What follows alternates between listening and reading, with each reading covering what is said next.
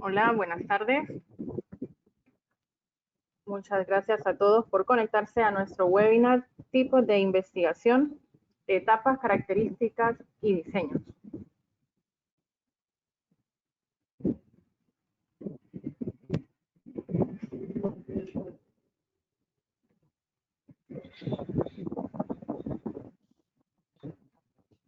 Vamos a dar inicio. Muchas gracias a todos por conectarse y esperamos que en el transcurso de estos primeros minutos vayan llegando el resto de profesores que se han inscrito para este tema.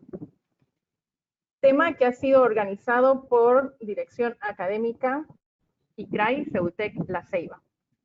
Tenemos como invitado al señor Jacobo Clemente Morales, alumni nuestro por parte en UNITEC, donde obtuvo una ingeniería industrial y de sistemas, también una ingeniería de gestión logística, ambas en UNITEC San Pedro Sula.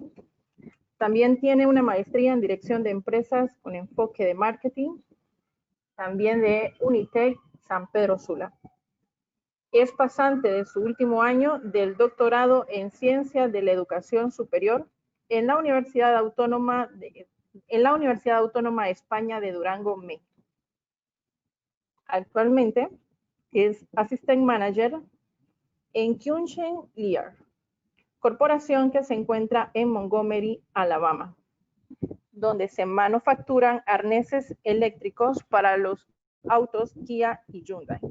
También ha sido profesor universitario a nivel de posgrado, especialmente en la clase de metodología de la investigación, y asesor en proyectos o en informes de graduación.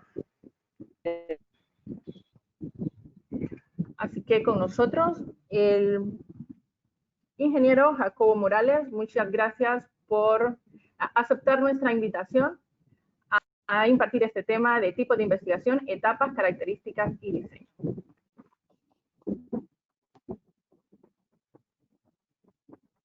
Gracias, Keila, por la introducción. Y estoy muy agradecido también con la universidad por este espacio que me están proveyendo y poder interactuar un poco con el cuerpo docente. Ahorita en estos momentos voy a proceder a publicar mi presentación. Un segundo.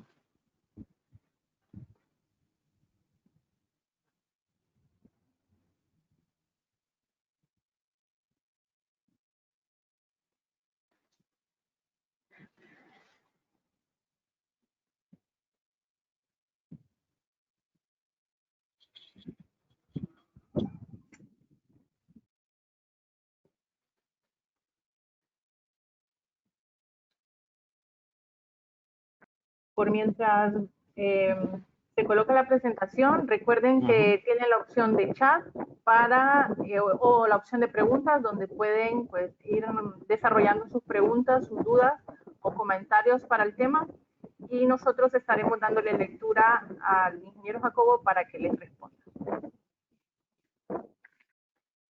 Muy bien.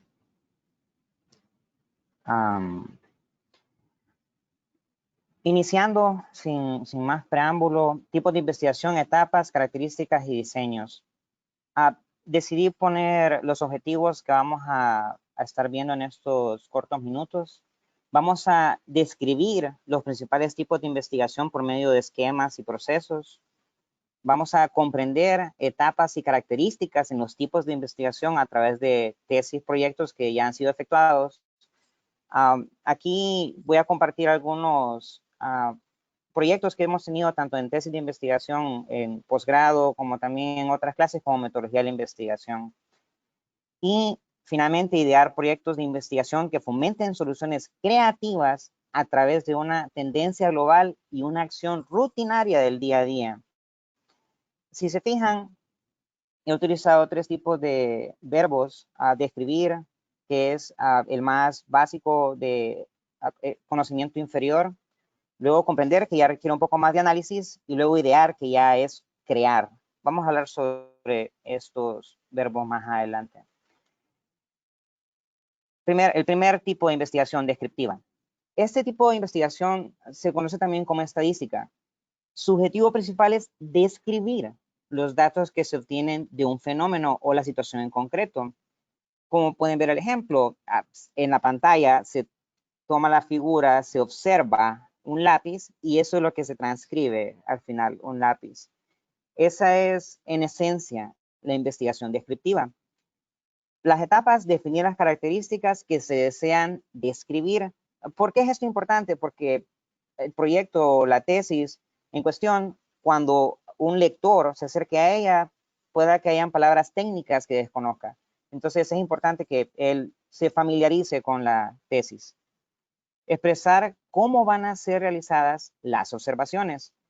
Esto se refiere a en qué momento, bajo qué circunstancias o situaciones se van a hacer las observaciones.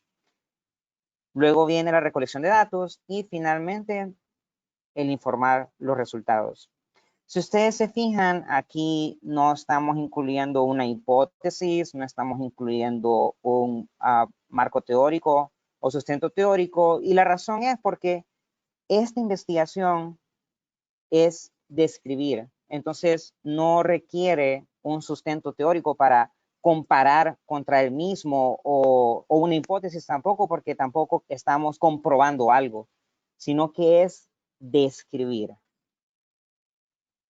Entre las características, únicamente describe situaciones y acontecimientos. No siempre comprueba las explicaciones, que es lo que hablábamos hace un momento. No siempre prueba hipótesis. Y quiero hacer énfasis, el hecho de que en la naturaleza de la investigación descriptiva no requiera una hipótesis no quiere decirle que está incorrecto incluir una hipótesis. También se presta y se puede utilizar. No siempre hace predicciones tampoco por la misma razón, porque no estamos haciendo un experimento donde nosotros podemos repetitivamente estimularlo, intentarlo una vez más y reproducirlo. Entonces, no es precisamente para hacer predicciones. Me atrevo a decir que ahorita entramos a la parte la más carnosa en cuanto a la investigación descriptiva y cada una de ellas, que son los diseños. Este diseño se conoce como estudio de caso y es útil para describir a un individuo o un grupo sin intervención. Aquí podemos ver de este grupo hay 3 participantes que son los que nosotros vamos a medir. He utilizado el término grupo participante, entiéndase también como universo o muestras, para más familiarización al momento de describir los diseños. Otro diseño que tenemos también es el diseño de panel, donde se utilizan más de un instrumento en diferentes tiempos. Entonces, tenemos las 3 muestras o los participantes, hacemos las mediciones a cada uno de ellos en X tiempo y luego se hace una segunda medición en otro tiempo. Y se describen cuáles fueron los hallazgos en cada uno de esos tiempos. Otro diseño, también en la investigación descriptiva, es el diseño quasi-panel. ¿Por qué se llama quasi-panel? Porque no es en el mismo tiempo, umbral de tiempo que se realizaron las anteriores. En un grupo se deja pasar más tiempo y en otro pues sí está en tiempo 1. Hablemos de ejemplos en la descripción, en la investigación descriptiva. Uno de los ejemplos, uno de los proyectos en una de las clases fue análisis de aplicación del Código Militar Penal de Honduras. Y esto fue hace 3 años y como pueden ver en la misma elaboración del título del proyecto o de la tesis, es un análisis, es comprensión, es describir. No hay una comparación en este punto, no hay una experimentación, entonces por eso cae en la categoría de una investigación descriptiva. Hay déficit de vivienda social en Puerto Cortés, Honduras, es otro ejemplo, donde recabamos información de diferentes fuentes y damos a conocer, describimos cuál es ese déficit de vivienda social en X ciudad, país, por ejemplo. Uno más, buenas prácticas derivados de impacto ecológico en procesamiento de café de alta calidad. Como lo menciona el título, está describiendo un proceso, prácticas, pero en ningún momento está comparando o está experimentando. Clima organizacional y su compromiso laboral en áreas de ventas de X empresa en San Pedro Sula, por ejemplo. Y algo que es muy usual en nuestros proyectos a veces de tesis, estudios de factibilidad, también cae en la categoría de descriptiva porque en ese momento nosotros no estamos experimentando, al menos que el título lo vaya implícito y lo mencione. Pero por lo general los estudios de factibilidad es eso, un estudio donde nosotros estamos describiendo qué podría pasar o qué es lo que se está planificando, pero no comprende experimentación. Pasamos rápidamente a nuestro segundo tipo de investigación experimental, que es donde ya existe manipulación de las variables de estudio. Aquí, a diferencia de la investigación que vimos anteriormente descriptiva, hay una parte para identificar y definir el problema, porque estamos buscando resolucionar algo a través de un experimento. En cambio, una investigación descriptiva es, de nuevo, es describir. No necesariamente estamos resolviendo algo, estamos sacando a la luz un tema, pero no resolviendo. Entonces, aquí en investigación experimental, ya estamos hablando de definir un problema. Y cuando estoy hablando de definir un problema, esto implica también declarar los objetivos con los que vamos a lidiar con este problema. Quiero hacer una pausa aquí. Pienso que es muy importante resaltar la relevancia en cuando nosotros redactamos los objetivos. Están las habilidades de pensamiento de orden inferior, donde están esas tres pirámides: recordar, reconocer, listar, describir. Si se recuerdan, nuestro primer objetivo consistía en describir para esta tarde. Luego está comprender, que eso ya quiere un poco más de análisis de información. Luego está aplicar, que es implementar lo que nosotros hemos aprendido. Luego viene lo que es análisis: comparar, organizar, deconstruir, atribuir, delinear, entre otros. Finalmente, casi terminando, evaluar y crear. Entonces, para nuestras investigaciones o proyectos de grado, yo siempre sugiero que orillemos a nuestros estudiantes a buscar esos tipos de objetivos para crear o bien evaluar. Revisar la literatura relativa al problema. Tal vez, como algunos conocen, usualmente utilizamos 5 años que tenga de histórico este estudio, pero eso, de nuevo, no es una camisa de 11 varas. Si hay proyectos que ustedes consideran relevantes y que aunque sean 10, 15 años de antigüedad, también podemos incluirlos. Solo hago énfasis de nuevo en la relevancia que agregue esa información a nuestra investigación. Formular la hipótesis explicativa. De nuevo, también hipótesis no tuvimos en la investigación descriptiva porque no estamos asumiendo algo. De nuevo, salvo que nosotros lo incluyamos en el título, lo podemos hacer, pero no es una condicionante como en el caso de una investigación experimental. Para esto quiero rápidamente mostrarles cómo se elabora una hipótesis, porque pienso que es algo en lo que he visto oportunidades de mejorar. Por ejemplo, uno de los principales criterios, de los primeros, es la hipótesis debe ser formulada en oración afirmativa.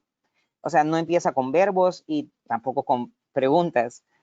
Por ejemplo, si existe relación significativa. Una segunda criterio o componente de la hipótesis es: deben plantear relación entre dos o más variables. Aquí, si existe relación significativa entre ver series, películas de Netflix y la obesidad. La hipótesis también debe contener la indicación de la población o muestra. Entonces, sí existe relación significativa entre ver series, películas de Netflix y la obesidad en los jóvenes adultos de 18 a 45 años. Y no queda ahí. La hipótesis debe expresar una dimensión espacial, lugar, ubicación. Sí existe relación significativa entre ver series, películas de Netflix y la obesidad en los jóvenes adultos de 18 a 45 años en San Pedro Sula. Y esto aún no queda ahí porque falta delimitarlo en tiempo. Sí existe relación significativa entre ver series, películas de Netflix y la obesidad en los jóvenes adultos de 18 a 45 años en San Pedro Sula durante el año 2020. Que de hecho sería interesante hacer este estudio ahorita en todos los acontecimientos que hemos tenido en este año. Deben tener poder predictivo y explicativo. Si ustedes notan el tono que hay detrás de esta hipótesis, esto podemos comprobarlo. Hay forma de comprobar que esto, eso no es así. Y esa debe ser la naturaleza a nosotros leer una hipótesis. Regresando rápidamente, después de la hipótesis, elaborar el plan. ¿A qué me refiero con plan? ¿Cómo nosotros vamos a acercarnos, a llegarnos a esta variable de estudio o sujeto?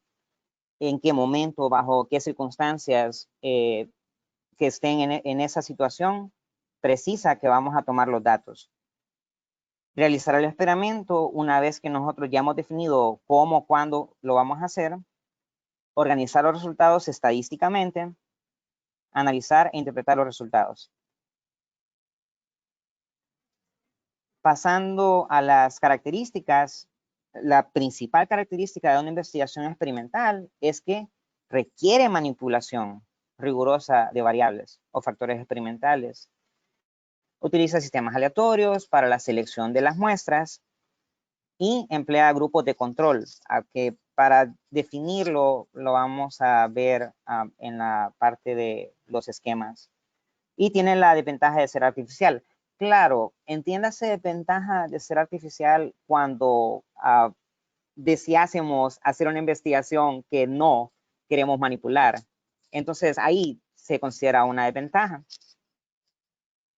Muy bien, pasemos a los diseños. El diseño más conocido en la parte experimental es el diseño de estudio de caso con intervención. Tiene similitud al que vimos en la investigación descriptiva. Hay 3 muestras que vamos a nosotros estudiar. Hay una intervención en estas muestras y luego de esa intervención nosotros procedemos con la medición. Para eso quiero mostrarles un video, no dura más de 5 segundos. He omitido el audio con ese propósito.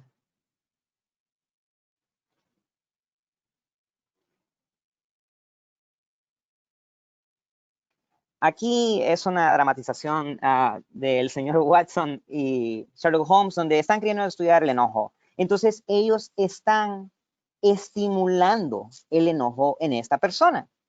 Y luego, pues, están haciendo sus anotaciones. Entonces, eso es, en esencia, un pequeño ejemplo de investigación experimental. Muy bien, hay otros diseños en la investigación experimental. El diseño de experimento clásico, donde aquí ya tenemos el grupo de control que hablamos hace un momento. Y procedemos a hacer la medición en el mismo tiempo, tanto el grupo experimental como el grupo de control. Y hay una intervención en la parte del grupo experimental, no así en el grupo de control. Y luego procedemos a hacer una medición al final. Y algo bien clásico que para demostrar la importancia de un grupo de control es, por ejemplo, si tuviésemos el caso en el que hay 2 muestras y las 2 muestras tienen gripe, tienen los mismos síntomas, las mismas complicaciones, entonces hacemos la medición antes de que se les dé una vacuna al grupo experimental. Entonces, se le da la vacuna al grupo experimental, al grupo de control no se le da ni una vacuna, se deja que sigan con ese estado de gripe. Luego, supongamos una semana, un mes después, se hace una segunda medición y ¿qué pasa? Tanto el grupo experimental hubo mejoría, digamos, en un 90%, y el grupo de control también hubo mejoría en un 80%.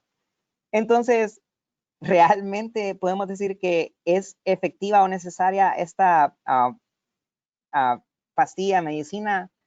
Ese es el cuestionamiento, esa es la relevancia e importancia de un grupo de control. Y claro, también el efecto placebo, que hay que tomarlo en cuenta también, de que se cree que tal vez, esta medicina me va a ayudar y quizás no realmente hace ese efecto químicamente en el organismo. Entonces, ese es un ejemplo burdo en cuanto a la importancia del grupo experimental, el grupo de control en una investigación experimental. Ahora sí, pasemos a algunos ejemplos prácticos en investigación experimental. Incremento de aficionados en el Estadio Francisco Morazán.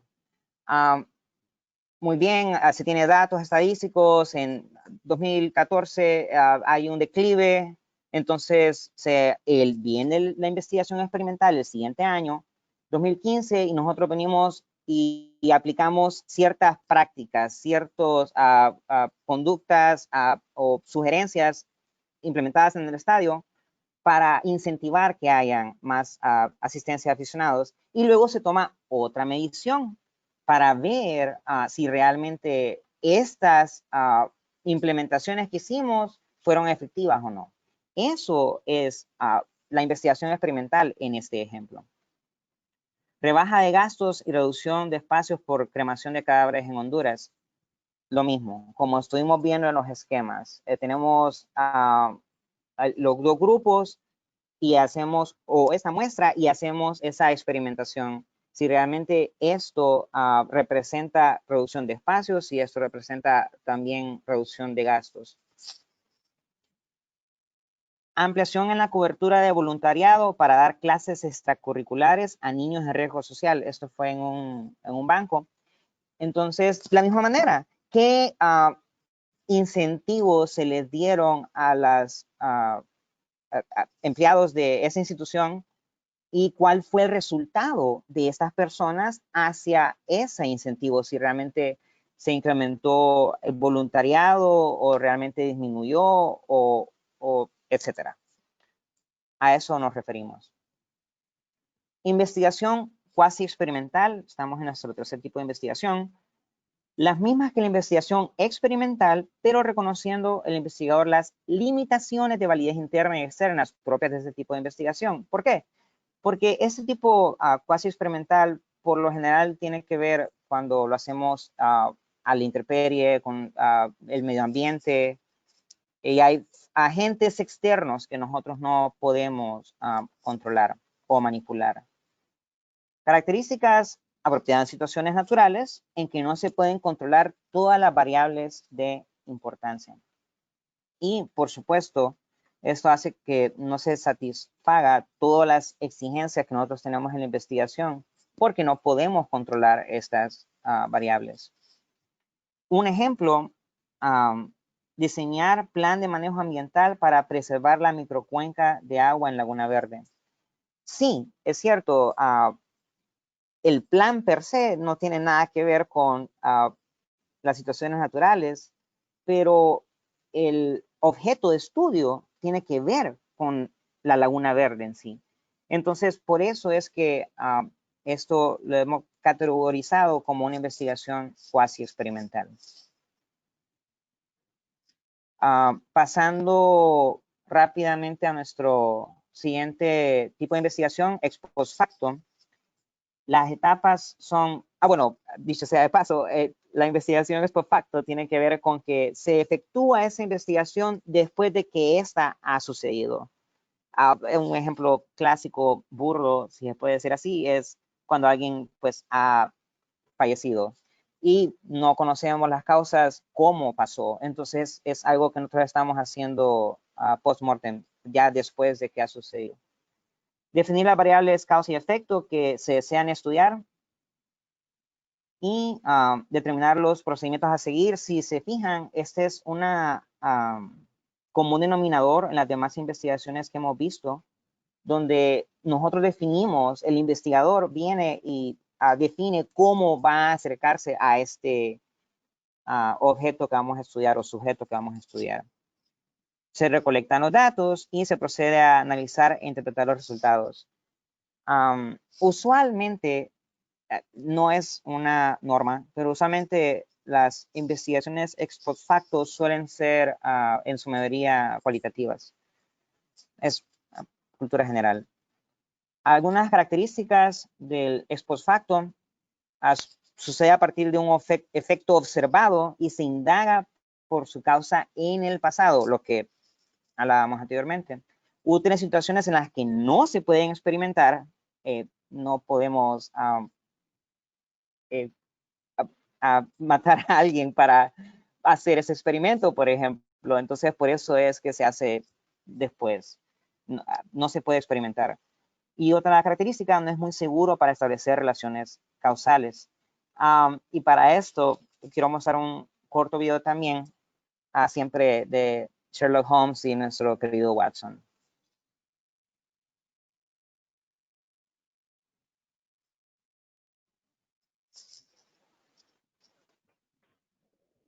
Lo que está pasando aquí es lo mismo que estábamos viendo en el video. Están estudiando el enojo.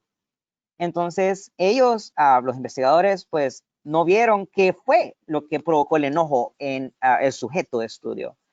Pero ven el enojo y es entonces después de que sucede el enojo que ellos van a investigar qué fue lo que, eso fue lo que probablemente provocó el enojo en esta persona, por decir así. Un ejemplo de ex post facto en algunos de los proyectos que he visto es el siguiente: bajo estándar en el servicio al cliente en el restaurante X en San Pedro Sula. Es algo que nosotros no podemos experimentar. Y lo quiero repetir, no podemos experimentar porque no vamos a tratar mal al cliente para ver, así es como reacciona y esto es lo que pasa, hay declive en las ventas. No, entonces ya pasó y nosotros vamos en retrospectiva hacia atrás para ver qué es lo que pudo haber causado este bajo estándar o malestar en los clientes. Avanzando en la investigación correlacional, dicho sea de paso, tiene que ver con la comparación de una o dos variables o factores. Etapas: definir las características que se deseen relacionar entre las variables o factores. Lo que hablamos hace un segundo. Determinar los procedimientos a seguir. Lo mismo, característica que tenemos en otros tipos de investigación. Nosotros definimos cómo vamos a acercarnos al objeto, sujeto de estudio, en qué momento, bajo qué circunstancias y con qué materiales en ese momento. Recolección de datos, analizar e interpretar los resultados. Si ustedes se fijan, yo aquí no he puesto lo que es una hipótesis. De nuevo, eso es opcional, no es una camisa 11 varas que debe de ir, porque ya con la hipótesis lo que nosotros estamos haciendo, en algunos casos suele pasar, es un sesgo y estamos orillando a que esto, la investigación vaya hacia esto que yo quiero o estoy asumiendo. Entonces, no todas las investigaciones correlacionales poseen una hipótesis, por ejemplo. Las características de una investigación correlacional determina la variación en unos factores en relación con otros. Aquí ya utilizamos las herramientas estadísticas, la covarianza, indicada para establecer relaciones estadísticas entre características o fenómenos. Y entramos al diseño, que básicamente es lo que estuvimos reflexionando. Las muestras se comparan entre sí si son tres variables, en este caso la variable 1 con la variable 2, 2 con 3 y la 3 con la 1. Y todas están entrelazadas una con la otra. Los diferentes escenarios posibles que pueden haber. Y procedemos con la medición y manifestar, compartir, interpretar los resultados. Algunos ejemplos de investigación correlacional, no estoy saltando a otra investigación. Algunos ejemplos de investigación correlacional, el impacto de las redes sociales en educación superior de X. Entonces, ¿cómo influyen las redes sociales en el desempeño de los estudiantes de esta institución?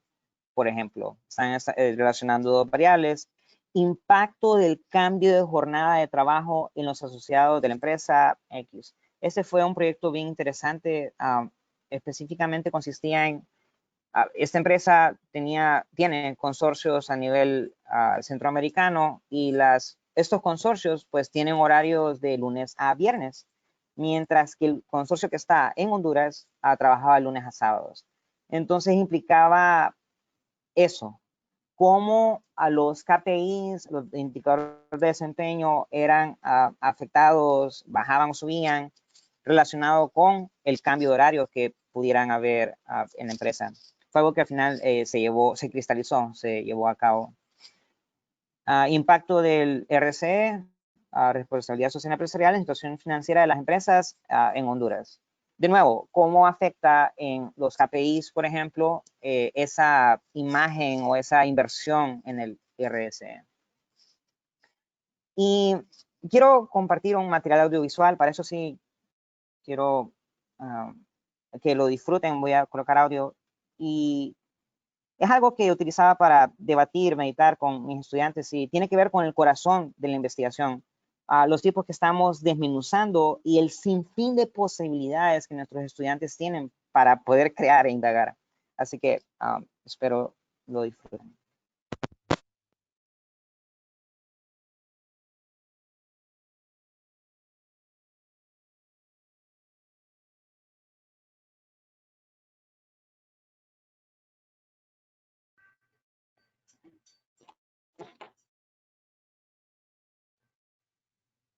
Perdón.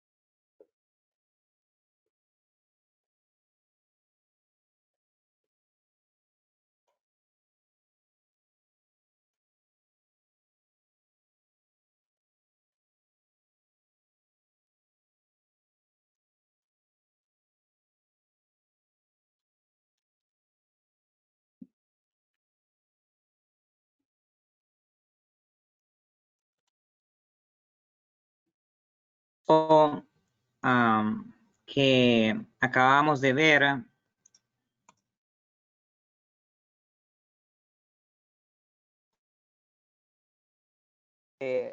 a recordar y llegar a nuestro último tipo de investigación que vamos a ver hoy, la investigación exploratoria. La investigación exploratoria tiene que ver con eso, exploración.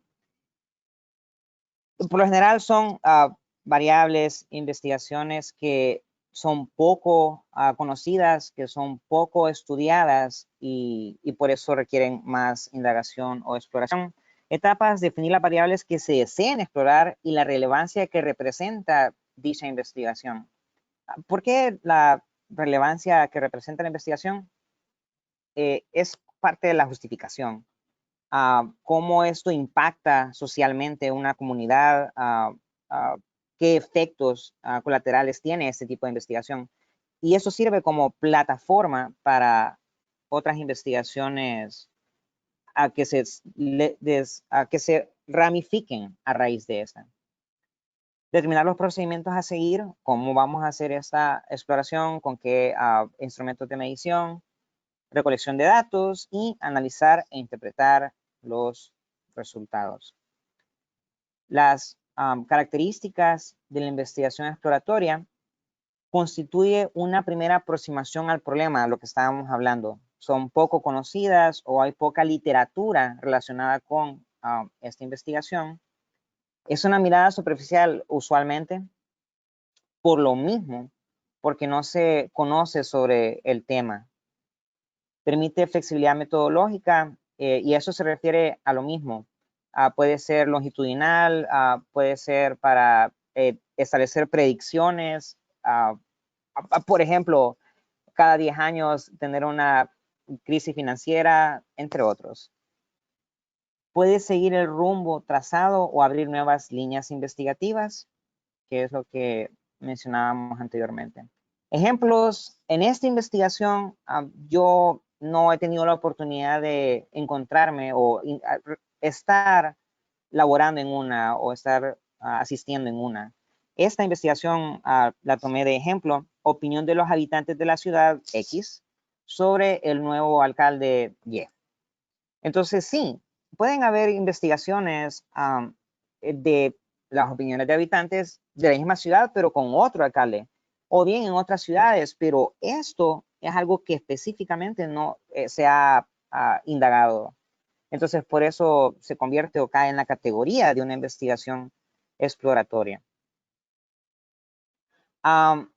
Si notaron en el último objetivo de investigación, mencionaba sobre idear proyectos de investigación que fomenten soluciones creativas a través de una tendencia global y una acción originaria. Aquí lo que yo quiero es, aunque no hemos llegado a la sección de preguntas y respuestas, yo quiero desde ya alentarlos, animarlos a dejarlos con una actividad o con una tarea para meditar durante el fin de semana. Eso es como un framework o una plataforma para ideas de negocios. Entonces, ¿en qué consiste esto? Consiste en lo que específicamente detallaba en el objetivo. Es una forma de poder captar ideas de negocios para nuevas empresas y consiste en agarrar un archivo de Excel, hacer una columna, en la primera columna poner un listado de las tendencias globales que estén pasando. Y ojo, cuando digo tendencias globales, me refiero no a llamadas de tusas que solo un mes o 2 meses y ya está. Me refiero a tendencias globales que están para quedarse. Y luego una segunda columna con acciones verbos de acciones que nosotros tenemos en el día a día. Después de hacer el ejercicio, estas son algunas de las que yo he mezclado. Los celulares con supercámaras. Hey, los tiempos que estamos viviendo, las cámaras en los celulares creo que ahora pueden competir con una semiprofesional, si no es que profesional. Entonces, eso yo lo mezclé con este verbo, una acción que nosotros tenemos frecuentemente. Visitas médicas hacia el hospital. Entonces, si venimos y unimos estas dos de todo el listado, ¿qué idea de negocio podemos sacar? Una pudiera ser, tomamos fotos a una herida que nosotros tengamos, o un corte o algo por el estilo, y con Machine Learning o AI, nosotros podemos predecir, de aquí a 5 días o de aquí a una semana, esto se me puede infectar, así que tengo que ir cuanto antes. O no, de aquí a, ya me tomé 5 días seguido fotos y con esto yo puedo, el sistema me puede predecir de que se me va a curar en un mes, por ejemplo.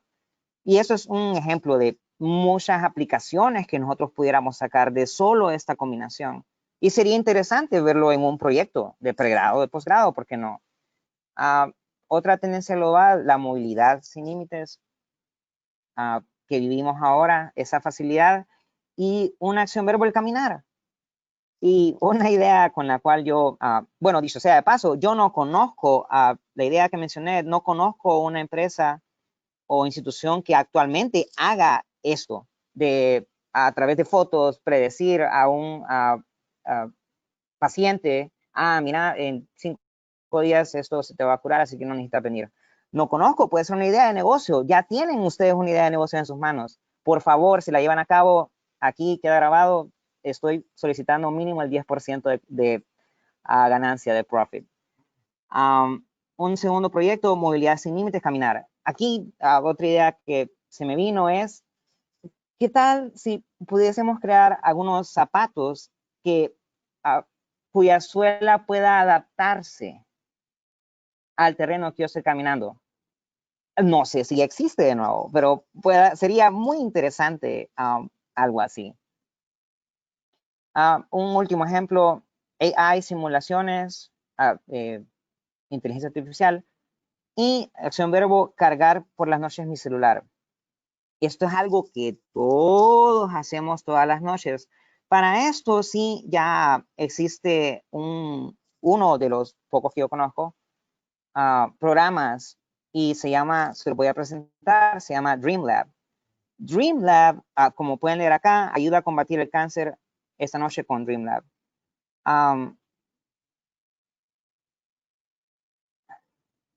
Creo que muchos de nosotros hemos pasado por esta dificultad, ya sea amistades o familiares, y fue ahí como yo di realmente con DreamLab. Y lo que hace DreamLab es sencillo. Llegan a su casa en la noche, ponen a cargar su celular, activan la aplicación DreamLab y lo que hacen es compartir datos. Digo, no, voy a parafrasear esa parte. Lo que hace es crunch information, analiza datos, y esos datos que analiza los envía a la nube o a esta supercomputadora. Entonces, DreamLab está en Australia y ellos lo que hacen es que hacen simulaciones de proteínas, de cómo el cáncer reacciona ante ciertos escenarios, ya sea comidas o situaciones a las cuales lo exponen. Entonces, son análisis que a las supercomputadoras que existen actualmente le llevarían cientos de años a llegar con una conclusión. Entonces, es así como a nivel global, si todos bajáramos y regaláramos esa internet, igual, claro, no funciona con internet de celular, solo con Wi-Fi. Entonces, si regaláramos esos datos, hey, es impresionante lo que pudiéramos lograr. Y me atrevo a decir, más que miles de dólares, lo que a mí me emociona es esto, lo que pudiéramos lograr con esa cultura colaborativa, con esa inteligencia colectiva de todos unidos hacia un mismo enfoque. Así que las animo a que lo hagan. Yo ahorita mi celular lo tengo conectado y llevo 2 horas y mi celular me está diciendo que lleva 10 cálculos realizados. Estoy en drug phase, fase 3. Entonces, drogas, fase 3. Entonces, es fascinante lo que pudiéramos hacer con este ejercicio de ideas de negocios. Y dicho sea de paso, el crédito es para una amiga, Ali Miller, quien me compartió esta idea.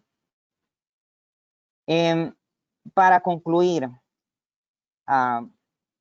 quiero agradecerles por su tiempo y yo quiero que animarlos, y más que animarlos, yo quiero que todos los que estamos aquí presentes salgamos retados para que podamos podamos encender esa chispa de creatividad en nuestros estudiantes, maestrantes. Y este es un ejemplo de lo que todos nuestros estudiantes pueden hacer. Ahorita voy a poner el audio.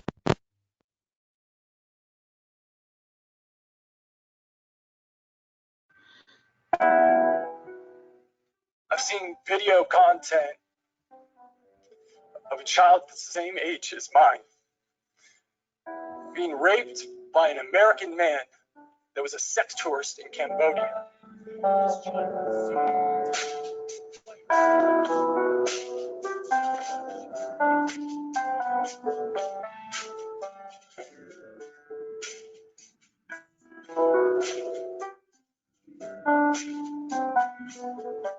Job is as the chairman and the co-founder of Thorn. We built software to fight human trafficking and the sexual exploitation of children. I've been on the other end of a phone call from my team asking for my help because we had received a call from the Department of Homeland Security telling us that a 7-year-old girl was being sexually abused and that content was being spread around the dark web. And she had been being abused and they watched her for 3 years and they could not find the perpetrator, asking us for help. We were the last line of defense. An actor and his foundation were the potential last line of defense. That's my day job, and I'm sticking to it.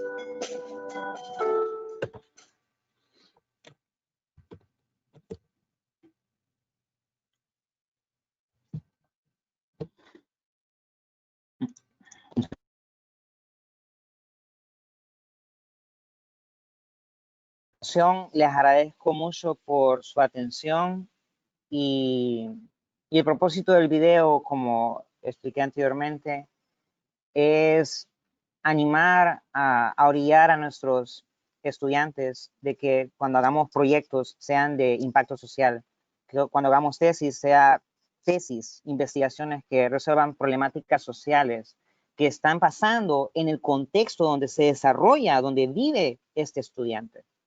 Y pienso que eso haría de nuestra ciudad, de nuestro país, algo mucho mejor. Gracias de nuevo. Muchas gracias, Y profesor Morales. Tenemos una pregunta para el profesor. También les animo al resto de docentes, si tienen alguna consulta, tienen la opción de preguntas o también tienen la opción del chat para poder ayudarles o abordar con sus consultas. Aquí tenemos una del profesor Víctor Castro Para. Dice, ¿por qué una investigación descriptiva no puede tener un marco teórico si con el marco teórico refleja toda la investigación bibliográfica que se realiza como investigador sobre un tema en específico? E investigar y nos puede dar las diferentes características que se convertirán en nuestra variable de estudio para implementarlas en el instrumento de investigación para recopilar datos.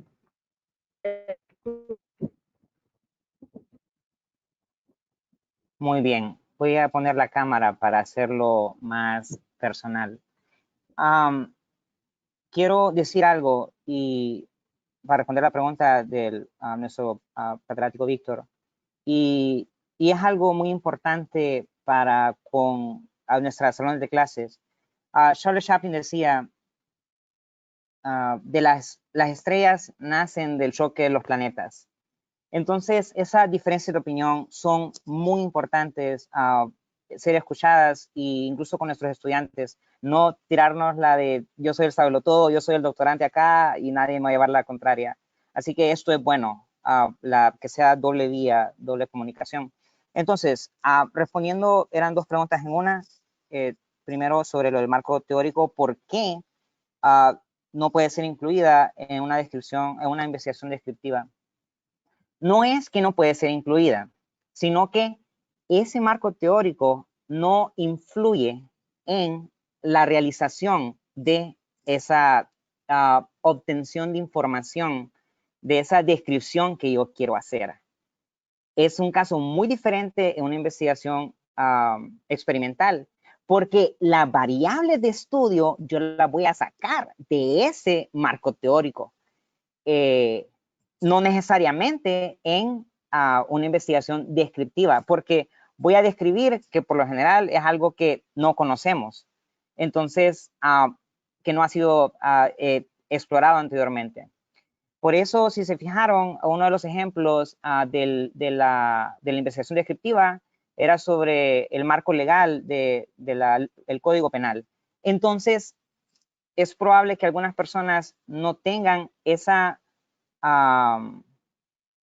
conocimiento o esa descripción de ese marco, de esa ley. Entonces, no necesariamente. Así que sí se puede incluir, Víctor. No es que no se puede incluir. No es que no se puede llegar a hacer la investigación sin un marco teórico. Y hablaba sobre las características de la variable de estudio. De nuevo, esas no necesariamente en una investigación descriptiva van a venir de un marco teórico. Esa es mi comentario en cuanto a su pregunta. Muchas gracias. Tenemos varias preguntas. También tenemos por aquí a la licenciada Rosa Carrasco, así que escucharemos su consulta. Hola, buenas tardes. Hola. Yo tengo interés en hacer una investigación, por ejemplo, en La Ceiba, en relación a lo que está ocurriendo con el COVID. Yo quiero hacer una investigación en relación a cuántos exalumnos nuestros que estaban empleados están desempleados ahorita por el COVID-19. Esa sería una investigación correlacional. Muy bien. ¿O qué tipo de investigación sería? Porque voy a relacionar dos cosas actuales. ¿Y por qué? Me gustó la parte del video suyo, el último, porque la intención de esta investigación es posterior a esta investigación, nosotros poder recuperar hojas de vida de estos exalumnos nuestros que están desempleados a raíz de esto, para generar un repositorio de hojas de vida y poder ofrecerlos a las empresas una vez que pase la pandemia, porque una vez que pase, esperamos que haya una reactivación de la economía y puede haber una oportunidad de empleo para nuestros egresados que están desempleados. Muy bien. Excelente idea, Rosa. Me encanta hacia dónde va orientado la intención. Y sí, después de estar escuchando y meditando sobre qué tipo de investigación pudiera hacer, yo la categorizaría como una investigación correlacional, porque no estamos experimentando ni manipulando nada, estamos comparando esas dos variables, desempleo con contagio de esta enfermedad. Entonces, sí. De nuevo, y esto va también con la pregunta de Víctor. Por ejemplo, en esta investigación correlacional, yo estoy relacionando dos variables, pero si ustedes se fijaron, creo que no puse lo de resolver un problema. Rosa, nosotros podemos incluir en esta investigación correlacional que estamos buscando resolver esta problemática, que lo que usted le acaba de decir, este desempleo que ellos tienen. Entonces, al momento de elaboración del título es donde pudiera usted considerar incluir esa variable de que propuesta, de que se está buscando proponer algo ante esta situación. Ok, perfecto. Me encanta. Gracias. Para servir. Gracias, Rosa. También tenemos otras consultas por aquí. Dice, buenas noches. ¿Nos podría ampliar un poco sobre las características de la metodología del estudio de casos? Nos pregunta la licenciada Carla Galeano. Solo estoy escribiendo. Ok, en cuanto al estudio de casos, no estoy seguro de entender su pregunta. Creo que se refiere a uno de los esquemas que nosotros utilizamos, y si mal no recuerdo, está aquí al principio. Aquí, diseño, estudio de casos. Bueno, no estoy seguro de su pregunta porque el estudio de casos están dos tipos, tanto el estudio de caso descriptivo, donde nosotros simplemente tomamos la medición sin manipular la variable que estamos estudiando, y está el estudio de caso con manipulación, donde hay una intervención en la exploratoria, en la experimental, perdón. Entonces, rápidamente quiero mostrarla para así hablarle con aquí. Entonces, aquí está, estudio de caso con intervención. Entonces, Carla, es un estudio muy común que utilizamos nosotros, tanto en pregrado como en posgrado, donde después de nosotros manipular la variable que estamos estudiando, tomamos una medición. Aparte de los ejemplos que vimos sobre la mejora en la asistencia del Estadio Francisco Morazán, ese es un ejemplo donde nosotros implementamos estas mejoras que nosotros suponemos que pueden mejorar la situación, y luego tomamos una medición para ver si realmente se mejoró lo que buscábamos. Espero realmente responder su pregunta sobre la importancia de estudio de casos, del diseño de estudio de casos en la investigación experimental. También tenemos la pregunta de la Lic Ana Bonilla. Para profundizar en el método de caso, podría profundizar en el método de caso. Es descriptivo, pero creo que también mencionaba que puede ser experimental, que tiene mucho que ver con la pregunta también de la licenciada Carla Galeano. También la licenciada Ana Bonilla consulta que qué referencias está utilizando para brindarnos el webinar. Excelente, qué bien. Respondiendo a la primera pregunta, sí, Ana, el diseño de estudio de casos puede ser tanto en la parte como descriptiva como también experimental. Entonces, la única diferencia es que hay una manipulación de las variables. En cuanto al material que yo estoy utilizando, de hecho, aquí tengo uno de los libros, se llama Perspectiva epistemológica para la investigación educativa, aspectos fundamentales teóricos y metodológicos. Y también utilicé el libro de Sampieri para algunas definiciones. Mi tesis doctoral que estoy realizando es sobre son perspectivas epistemológicas para el desarrollo de tesis de investigación en posgrado, que también he alimentado parte de este material. Yo, Keila, voy a compartir contigo lo que son todos los material referencial para que se les pueda compartir a ellos también. Pienso que fue lo único que no incluí en la presentación, pero sí, parte es de este libro, parte de Sampieri, entre otras fuentes. Muy bien. También tenemos la consulta del licenciado Josué Alemán. Hola, está costando recolectar datos en estos temas de pandemia. Un alumno puede que se afronte a que no puede llegar a toda su muestra, ya que hay muchos lugares cerrados. ¿Recomienda cambiar el tipo de muestra? ¿Qué tipo de muestra? Interesante. Yo personalmente no me iría a cambiar la muestra. ¿Por qué no haría eso? Porque en gran parte eso representaría también cambiar la metodología detrás que nosotros estábamos cimentando para hacer esa investigación. Probablemente no sea representativa. Entonces, yo preferiría seguir intentando por medio de lo que estamos haciendo ahora, del internet, de las redes, Google Forms, entre otros. Y también esto es algo loco, pero de eso se trata. Todos somos investigadores y tenemos que pensar fuera de la caja.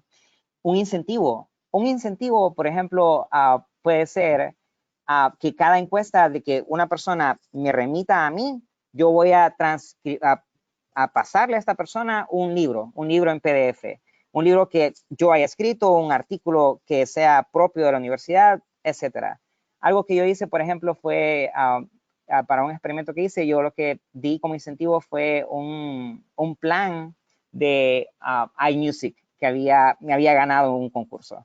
Entonces, hay formas de hacerlo. Yo, si después de 3, 4 meses, 5 meses, ya no puedo, entonces ahí sí consideraría cambiar la muestra y eso implicaría también el scope de toda la investigación, achicarlo más.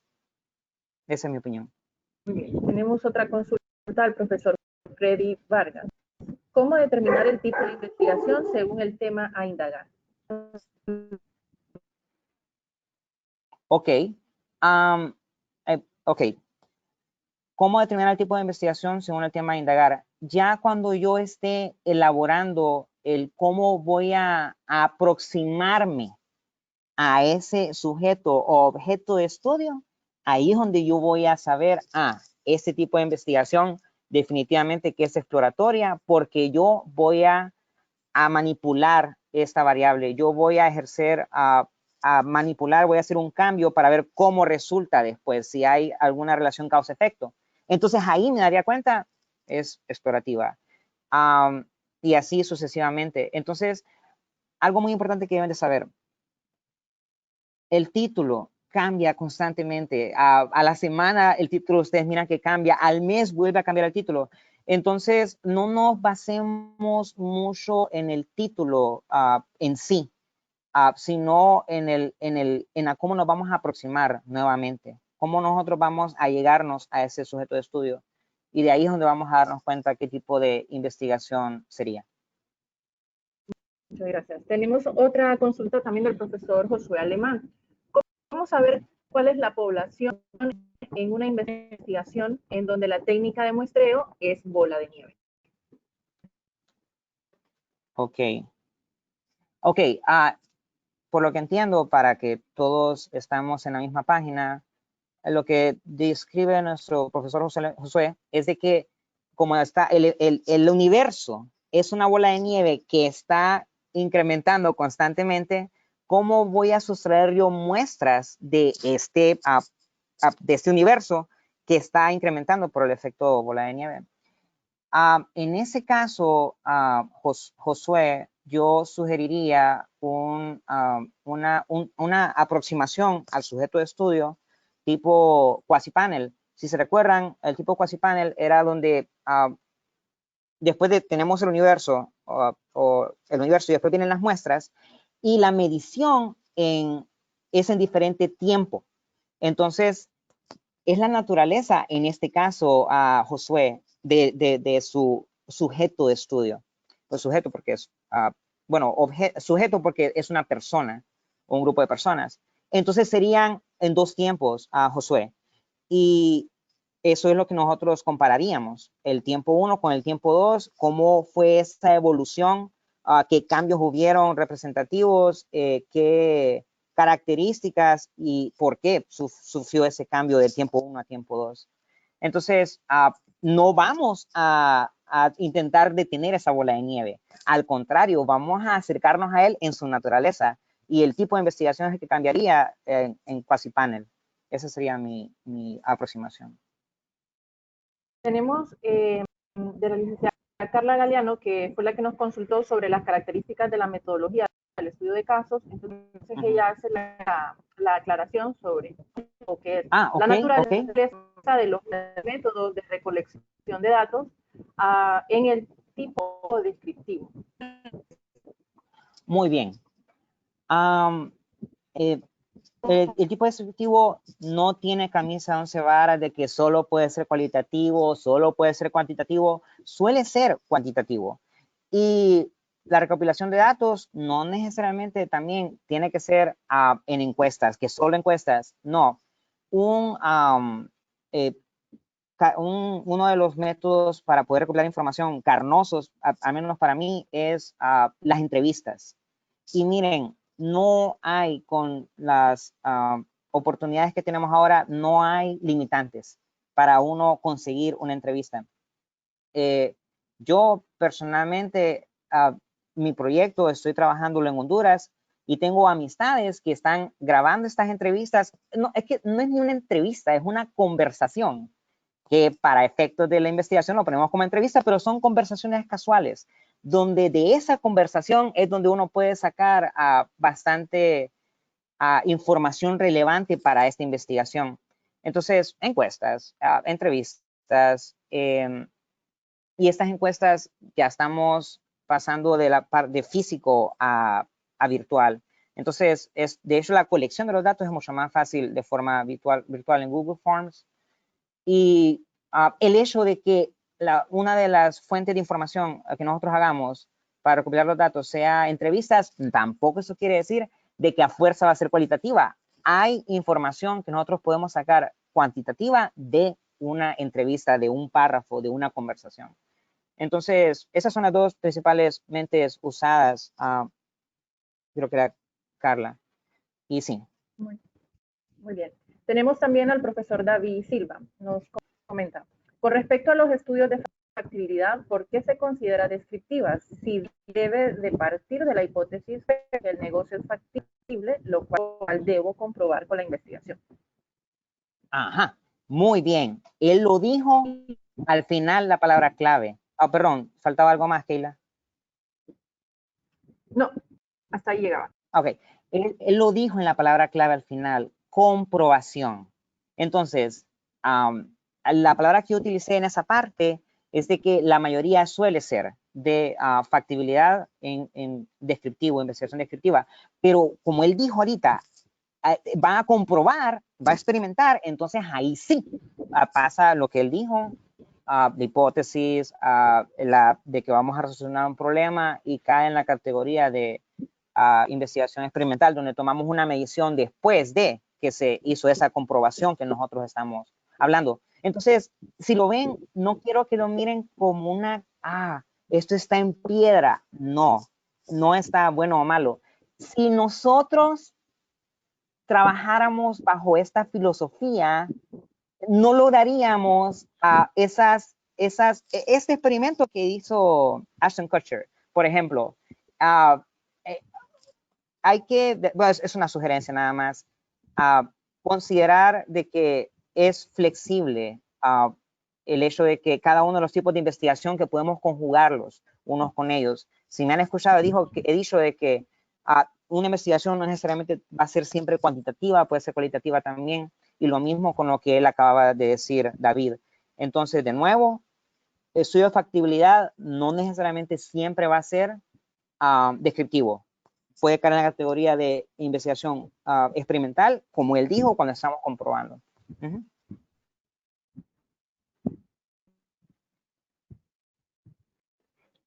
Muy bien. Tenemos también al profesor Josué, donde nos menciona, en ocasiones se dice que la población es igual a la muestra. ¿Conoce alguna referencia bibliográfica conocida de donde pueda tomar esa afirmación? Estoy seguro que sí la hay. Estoy seguro que sí la hay. Solo que ahorita no se me da a la mente un ejemplo en el cual esa muestra que yo voy a estudiar es el único universo y no hay más. Pero si yo, sacando algo de algunos artículos que he leído, por ejemplo, si sacáramos algo de un evento donde algunos mineros quedaron atrapados por 7 meses sin alimentos, X cantidad de meses. Entonces, queremos estudiar el universo, la muestra, en ese caso son estas 7 personas que estuvieron ahí. Quizás en ese caso, la misma muestra son el universo de personas que solo son ellos. Es algo, un ejemplo burdo que se me ocurre ahorita, pero sí hay casos donde la misma muestra sería el universo. Y me voy a quedar con esa pregunta, Josué. creo que es José Alemán, para más adelante poderle proveer más información al respecto a la licenciada Keila y que se la pueda compartir a usted.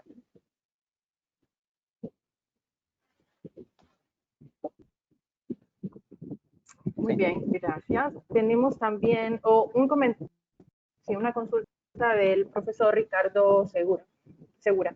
En el caso que presentó la Liga Rosa, ¿no se podría realizar una cohorte?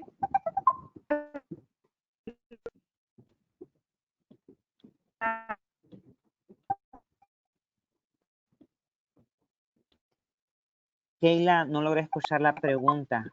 ¿Podrías repetirla de nuevo?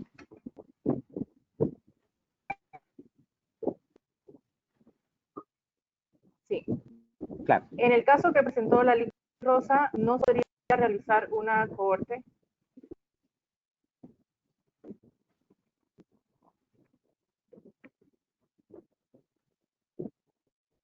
En el caso que mencionó la Liga Rosa, ¿no sería para realizar un corte? ¿Me escuchas?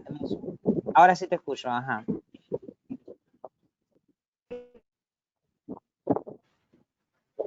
Sí. Sobre el caso el ejemplo que nos decía la Liga Rosa sobre el desempleo Sí, y el recuerdo. COVID-19.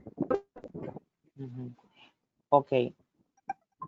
El final decía de que si no es necesario hacer un corte. O tal vez nos puede abordar un poquito más el profesor Segura.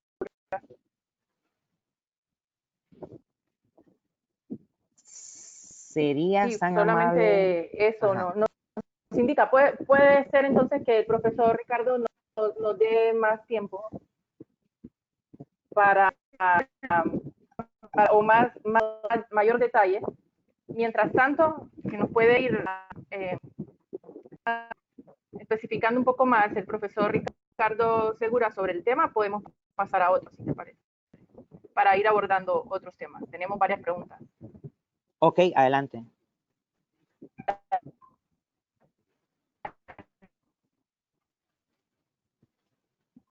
Muy bien. Entonces, ahora, otro comentario también del profesor Josué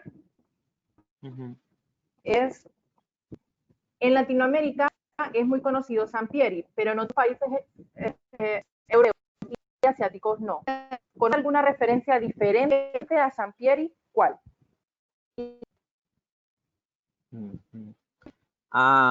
Sí, pero son antiguos, si se puede decir así. Por ejemplo, Piaget es uno que recuerdo ahorita, de la Escuela de Frankfurt, y hay otro autor que ahorita no recuerdo.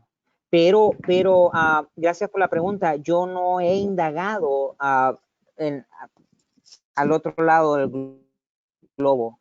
Por ejemplo, ¿qué fundamento epistemológico ellos utilizan para crear esta teoría de investigación? Y es una tarea que me voy a llevar realmente.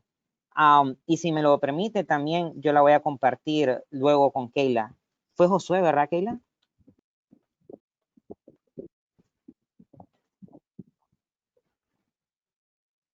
Sí, profesor Josué Alemán. Súper. Tenemos otra. En caso de no obtener información precisa en una investigación, ¿qué es lo recomendable hacer? La profesora Sati nos consulta. Ok. En caso de no tener información precisa sobre algún tema de investigación, cuando ella dice no tener información precisa, lo que yo entiendo es que o es difícil recabar esa información o está todo disperso o hay poca información al respecto. En ese caso, en mi opinión, es de que es muy probable que esté relacionado con una investigación exploratoria. Y la investigación exploratoria, la característica es esa, de que a veces solo rasga la superficie, por lo mismo de que no hay suficiente información, o ¿cuál fue la palabra que utilizó? Que es, la información es... pobre, creo que dijo. Recopilar. Ajá, no, dijo que en caso de no obtener información precisa en una investigación, que es lo recomendable hacer. Exacto. En caso de no poder tener ese acceso a información precisa, yo lo categorizaría como una investigación explorativa y yo recabaría hasta donde yo puedo, porque de eso se trata. No se trata de crear información en ese caso, sino que es explorar.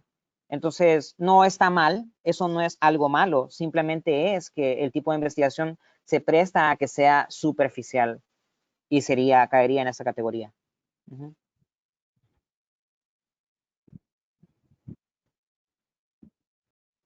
Muy bien, tenemos también la consulta de la profesora Diana Luz. ¿Cuán veraz puede ser la información recopilada de los encuestados vía en línea?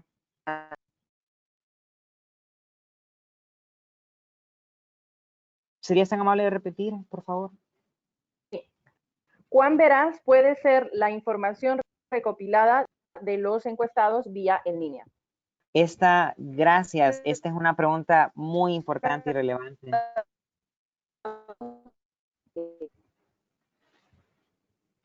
Entonces, no solo en esta investigación en cuestión que estamos hablando, pero en el universo de investigaciones siempre va a existir, desafortunadamente, ese margen de error de qué tan fidedigno, qué tan fiable es esta información que yo acabo de compilar. Entiendo en el caso suyo, sí, envío la encuesta y qué tan es de que realmente él ahí no que la llenó su hermana o alguien más por el estilo. Y más allá de eso, es incluso una entrevista cara a cara, la pues condición anímica de esta persona y que eso permita un sesgo al momento de yo recopilar información. Entonces, desafortunadamente, esas variables no las podemos controlar. Por eso es ya en la extracción de datos, en la análisis de datos, en SPSS, en la estadística, existe un margen de error que nosotros utilizamos. Así que es algo que sería interesante en algún futuro que eso se pudiese controlar, pero no, por lo pronto tenemos esa restricción al respecto, que por eso existe esa variable de error, porque no podemos ser precisos de que realmente es lo que suponemos que es. Sí.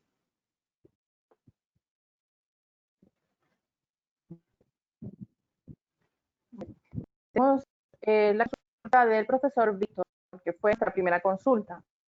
Sí. Hace creo el énfasis de ¿por qué un estudio descriptivo no tiene marco teórico? Ok.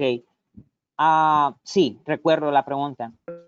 De nuevo, no es una camisa de 11 varas. No es que no puede tener y no debe tener un marco teórico. Voy a quitar eso porque miro que está... ok. De nuevo, el marco teórico que no esté en una investigación descriptiva no es una norma, no es una ley, no es algo que debe ser así. Es conveniente, es saludable que tenga un marco teórico. Adelante. No es una prohibición que no tenga marco teórico a una investigación descriptiva. Y en qué baso este comentario, ahí voy a buscar la literatura, es de nuevo que yo voy a describir lo que yo estoy viendo, voy a describir un acontecimiento. Entonces, el yo tener un marco teórico, eso más bien pudiera crear un sesgo en lo que yo estoy queriendo describir. Porque basado en lo que pasó acá y etcétera. Entonces ya no sería una investigación descriptiva porque ya no estoy describiendo esto que yo quiero describir. Y digo comillas porque si estoy basado en un marco teórico, entonces no es descripción, es quizás exploratorio, quizás el correlacional, porque vamos a sacar variables de este marco teórico, etcétera. Entonces, ¿puede tenerlo? Sí. ¿Es elemental, fundamental? No. esa es la respuesta, Víctor, y en mi opinión.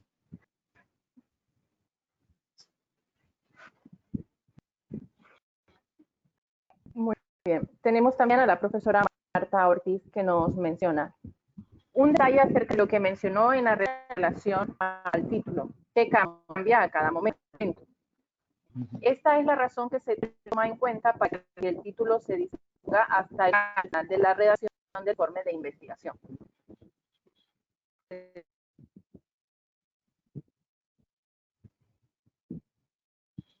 No escuché la última parte, Keila. Muy bien, lo leeré desde el inicio. Gracias. Un detalle acerca de lo que mencionó en relación al título que cambia a cada momento. Esta es la razón que se toma en cuenta para que el título se disponga hasta el final de la redacción del informe de investigación.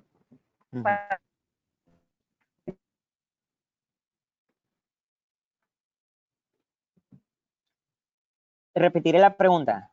La pregunta que escuché es de que el hecho de lo que yo mencioné, de que el título va cambiando con el tiempo, esa es una de las razones por las cuales se deja de último a la elaboración del título en la investigación. Y después, ¿qué decías? No escuché la pregunta. Ese para mí es una oración, pero no pregunta.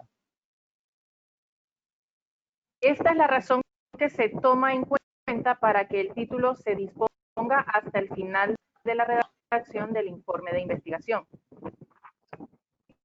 Ah, ok, ya entendí. Ya entendí. O sea, esa es la... Ok. No necesariamente. No necesariamente. ¿Por qué? Porque de nuevo, es una opinión de un servidor en lo que yo he vivido. El hecho de tener yo el título desde el principio me ayuda a tener una noción, me ayuda a tener una leve idea de hacia dónde yo me estoy dirigiendo. Entonces, no, yo no sugeriría, al menos no a mis estudiantes, de que, hey, el título al final. No, desde el principio, cuando van a exponer, ya traigo yo a los, digo, es otro ejemplo que quiero dar, pero ya cuando yo estoy armando para preternas, yo ya tengo lo que es los títulos de ellos tentativos, y así los pongo, títulos tentativos. Y que va cambiando, esa es su naturaleza. Pero está bien que cambie porque eso los reenfoca a ellos. No, ya vi esto, entonces no puedo enfocarme en esto porque no agrega valor. Y cambia el título. Entonces, de nuevo, una opinión muy personal, yo no sugeriría que traigan el título hasta el final. No, que vaya cambiando el título y que lo estén trayendo semana a semana y viendo esa evolución. De hecho, es muy satisfactorio, sí, esa es la palabra que quiero utilizar. Se siente muy bien cuando uno va viendo la evolución de ese título, cuando uno va llegando al final. Entonces, esa es mi opinión al respecto. Gracias. Tenemos también a la licenciada Ana Bonilla. Nos consulta, una investigación con estudio de caso, ya sea descriptivo o experimental, debe incluir un plan de mejora para que se ejecute en X empresa, o no debe de incluirse, o ya no sería estudio de caso. Sería siempre en un estudio descriptivo y obviamente lo cauteloso que debemos de tener es las palabras que utilizamos. Es una propuesta. Entonces, queda en una descripción, porque yo describí lo que el acontecimiento, el problema, la situación yo la describí y ante esta, voy a decir, diagnóstico, yo hago una propuesta. Pero la propuesta no se llevó a cabo, no se experimentó, después de hacer esta propuesta, implementarla, esto pasó. Ahí ya sería una experimental. Pero solo mencionar una propuesta aún cae en la categoría de una investigación descriptiva. Porque después de describir, hicieron una propuesta. Entonces, adelante, claro que se puede. Yo pensaría que ese es el valor agregado a una investigación descriptiva y esa investigación descriptiva serviría de fundamento para una investigación experimental, ya llevando a cabo esas sugerencias que hubieron en esa investigación descriptiva. Así que sí se puede, o sea, bienvenido, mucho mejor. Y me ayuda también a mí para enriquecer la presentación en una segunda ocasión. Muy bien. Tenemos nuevamente al profesor Ricardo Segura, que era la pregunta que nos quedó ahí un poco confusa. Ajá. Para dar el seguimiento de los casos de los estudiantes en desempleo, realizar un estudio tipo corte para ver el tiempo de empleo efectivo que alcanzan los egresados. Ajá.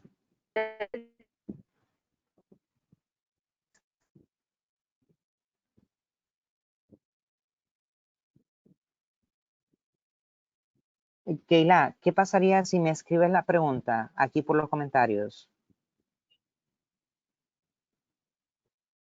Porque a la mitad de la pregunta se corta. Ok, la volveré a leer siempre. Ajá, adelante.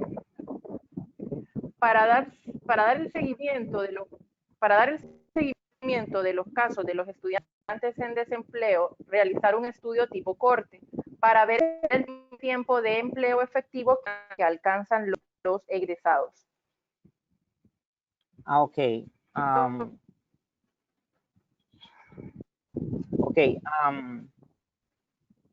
La práctica de hacer un corte en el tiempo de cuando ellos ya dejaron el trabajo por el COVID y Keila, no es por la controversia de la pregunta o por la confusión, pero en serio, no, el final de la pregunta no lo capto. Entonces, insisto en que escribas la pregunta. No sé si es que cuando haces una pregunta larga, el final se pierde. Sí, sí, porfa. Y yo aquí lo respondo ya una vez que lo miren, porque sí, estoy teniendo dificultad. Solo escuché la mitad del comentario o pregunta. Y me interesa mucho realmente poder juntos despejarla, verla. Muy bien. Mientras, entonces, seguimos con otras consultas. Ajá. Nos menciona por aquí el profesor Víctor. Vamos a ver.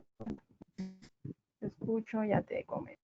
Tenemos la licenciada Diana Luz, entonces la investigación sería válida, la que nos consultaba sobre las encuestas en línea. Ajá.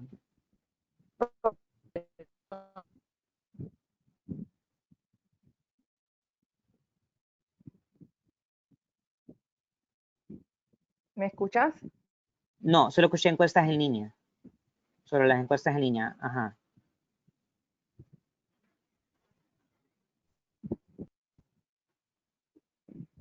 Entonces la investigación sería válida. Nos coloca la licenciada Diana Luz nuevamente. No sé si gustan que les apoye con la lectura de las preguntas. Sería fenomenal, muchas gracias. Súper. La consulta es, me gustaría saber la opinión de él. ¿Es la investigación válida o no si la información recolectada es vía en línea? Me imagino que hace referencia a las encuestas en línea que aplicamos normalmente por Google Forms o SurveyMonkey, ese tipo de acciones. Ok. Sí, son válidas. Lo único es que nosotros debemos de tener ese conocimiento, estar conscientes, el awareness de que al momento de yo hacer la interpretación de esos datos, yo utilicé mi margen de error de que para mí la confiabilidad que tiene esta información es un 97% o un 98% con la tabla de Z. Entonces, ahí es donde yo como investigador defino la confianza que tienen estos datos que yo obtuve a través de todas estas encuestas que son en línea. Pero sí, son fiables, correcto, sí. De nuevo, son fiables, pero deben estar conscientes de que existe ese margen de error por la condición emocional de la persona al momento de que la llenó, por el hecho de que no estamos presentes con esta persona la llenó, pero sí.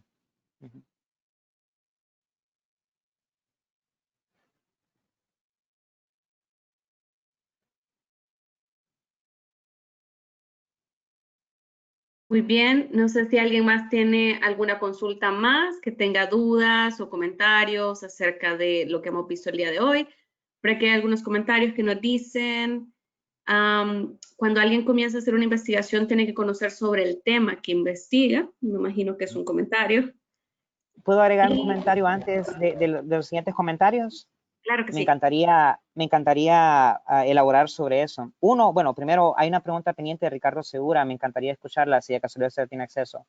Lo que quiero comentar es esto, sobre lo que ella mencionó, la expertise que debe tener la persona, incluso el que está asesorando a este proyecto que se está haciendo. Una práctica que yo hacía y estoy elaborándola en mi trabajo, digo, en mi tesis, es de que cuando voy a tener los proyectos de mis maestrantes, yo usualmente hago un ejercicio de preterna y yo llevo a 3 personas externas a la universidad, expertas en esas áreas de conocimiento.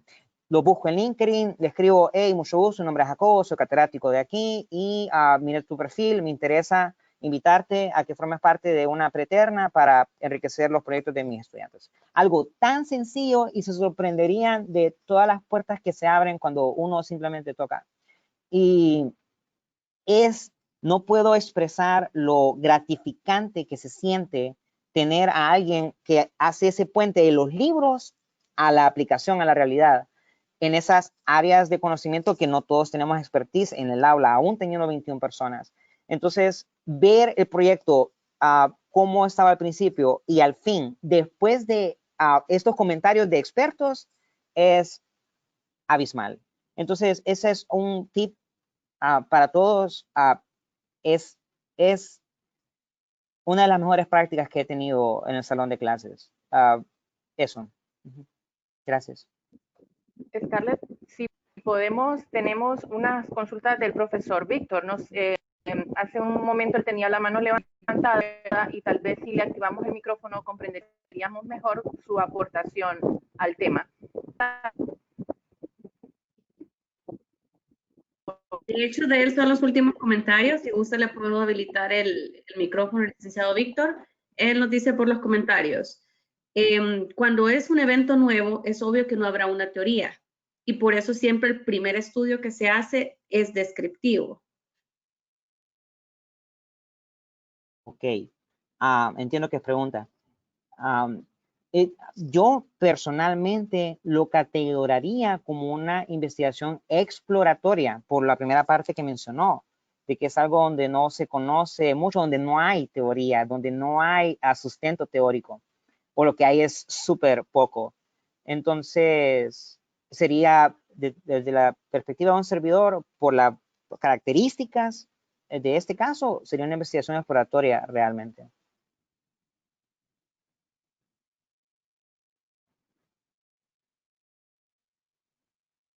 Muy bien, si tienen más consultas o preguntas, esos eran los comentarios del licenciado Víctor por ahora. Si alguien más tiene consultas, las puede hacer, o si no, creo que ya estaríamos dando por finalizado esta capacitación.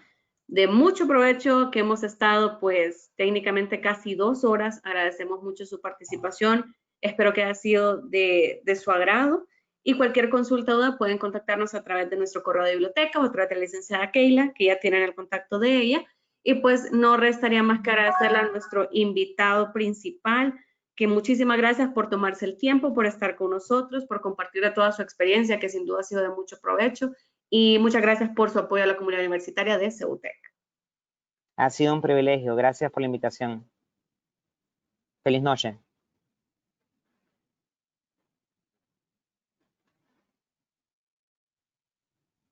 Bien, así que les estoy transmitiendo la grabación el día de mañana y gracias a todos.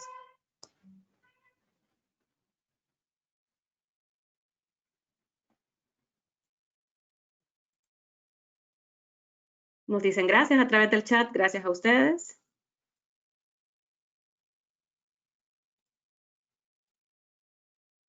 Gracias. Feliz noche. Gracias, licenciado Jacobo. Gracias a ustedes por aguantarme. Un placer.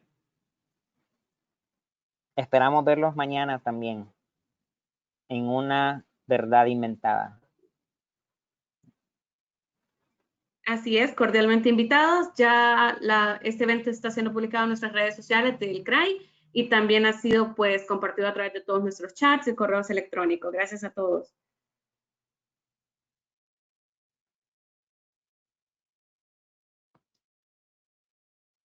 Buenas noches. Gracias. Buenas noches, buenas noches.